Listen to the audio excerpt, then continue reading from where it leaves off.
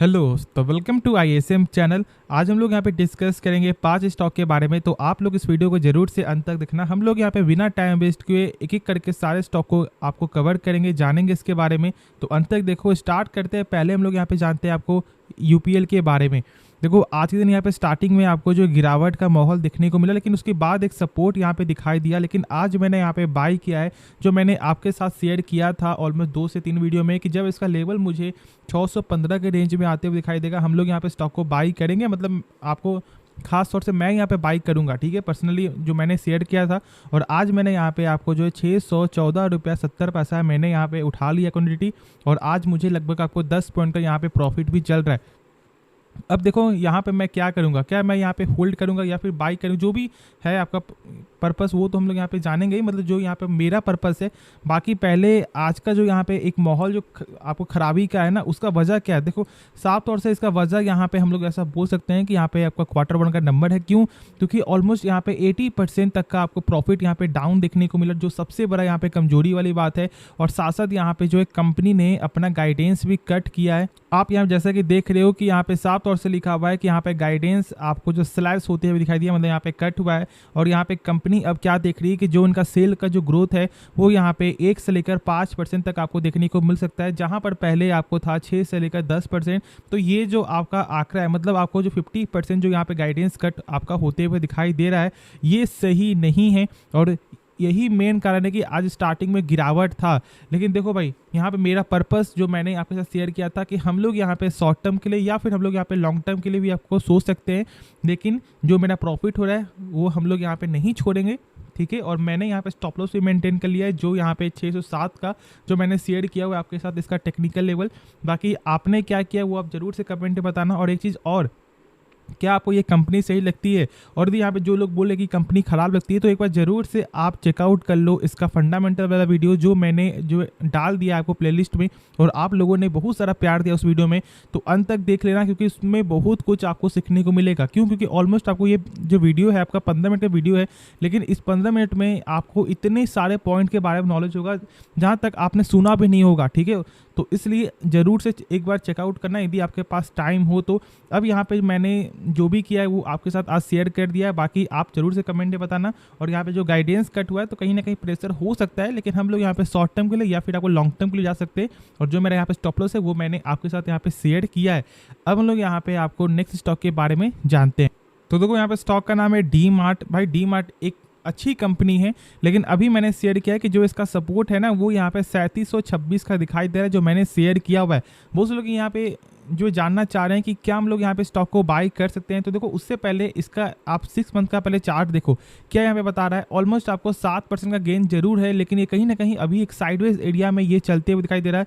या फिर हम लोग बोल सकते हैं ऐसा भी कि कहीं ना कहीं ये कमजोरी वाला आपको माहौल ये दिखा रहा है। तो हम लोग क्या करें? तो देखो भाई, मेरे हिसाब से ये जो पॉइंट जो लेवल है ना, इस पॉइंट लेवल को एक बार यहाँ पे गौर करो। जो अभी फिलहाल यहाँ पे क्या हो रहा है, थोड़ा सा कमजोरी दिखाई दे रहा है, लेकिन ये अभी फिलहाल सपोर्ट के ऊपर है। मतलब 3726 के ऊपर दिखाई दे रहा है, जो इसका बेसिक सपोर्ट है। तो इसलिए मेरे हिसाब से यदि आप यहाँ पे ट्रेडिंग पर्पस के लिए जा रहे हो तो आप जरूर से 3726 का स्टॉप लॉस मेंटेन करना।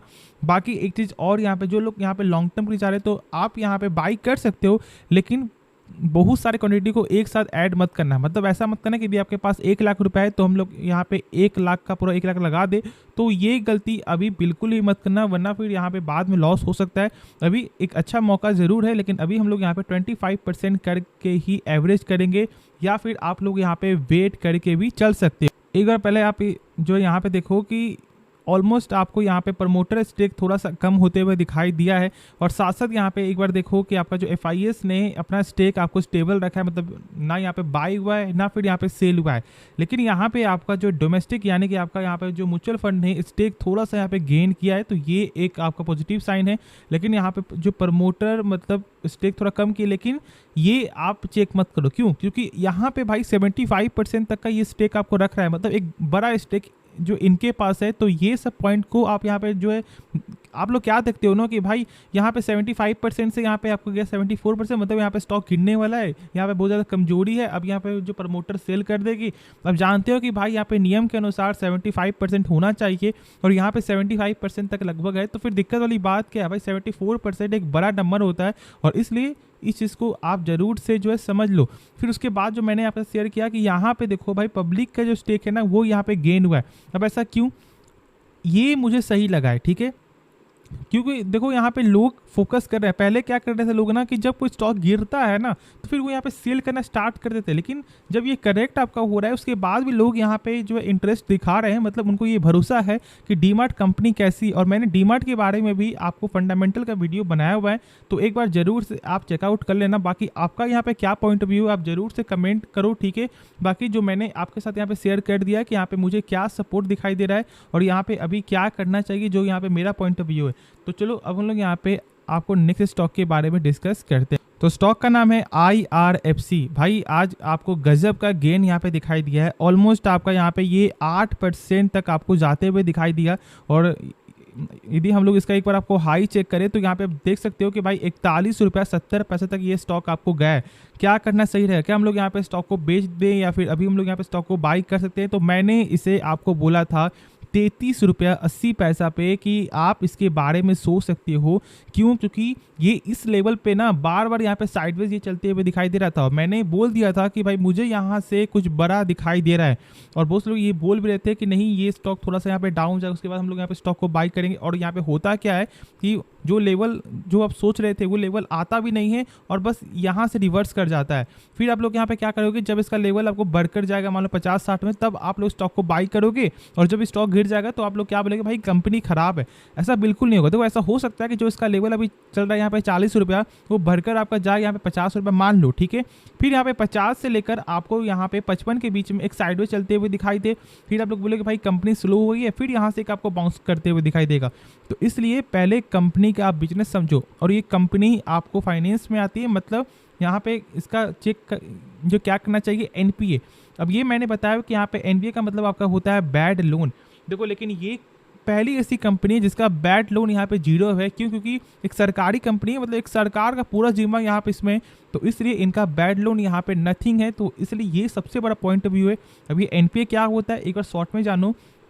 जैसे कि कोई भी बैंक यदि आपको लोन दे रही है और आपने एक भी किस्त यदि पे नहीं किया है 3 महीने तक, मतलब बैंक का तो पैसा फंस गया ना, तो बस वही बैंक का पैसा जो है कम से कम जो है आपको फंसना, मतलब कम से कम फंसना चाहिए, ठीक है।